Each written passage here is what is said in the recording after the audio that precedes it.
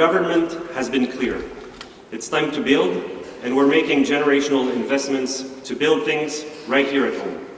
We are guided by new strategies around things like critical minerals, defense spending, high-speed rail, and housing construction. But it's not just what we build, it matters how we build. And importantly, we're building Canadian. That's why I'm glad to be here to announce the next step of our Buy Canadian policy. Because Canada needs to be its own best customer. When the federal government spends, we will prioritize companies and the use of Canadian materials. This is a big shift in how government operates, and we're doing it to maximize the use of public dollars to strengthen domestic supply chains, build industrial capacity, and support local businesses and jobs. Today, I'm announcing that our Buy Canadian policy is coming into force. Starting today, the Buy Canadian policy delivers two clear actions. First, Canadian suppliers and Canadian content are prioritized in strategic federal procurements.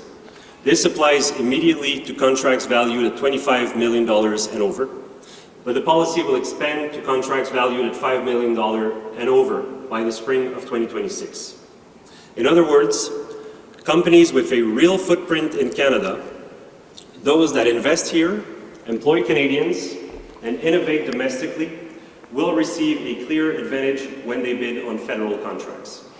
Second, effective today, large federal construction and defense projects valued at $25 million or more will be required to use Canadian-produced steel, aluminum, and wood products where a domestic supply is available. These materials must be manufactured or processed in Canada, not just sold by distributors, so as to ensure that federal projects genuinely drive demand for Canadian-made material. This new policy applies across federal departments and agencies and will apply to Crown corporations and grants and contribution programs of the federal government.